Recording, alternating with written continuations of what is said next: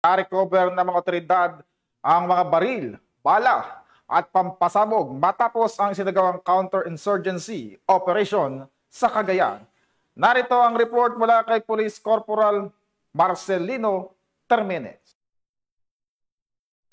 Na-recover ng mga otoridad ang iba't ibang uri ng baril, bala, pampasabog at iba pang mga gamit sa isinagawang counter-insurgency operation sa Barangay Tanglagan, Gataran, Cagayan noong August 27, 2025.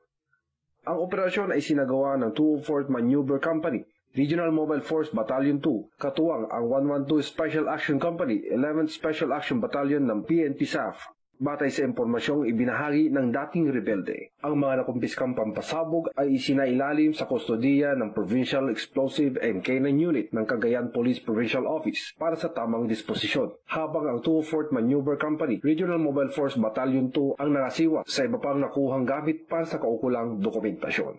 Mula dito sa headquarters sa Fort Santo Domingo, Santa Rosa City, Laguna, ang tahanan ng inyong tagaligtas.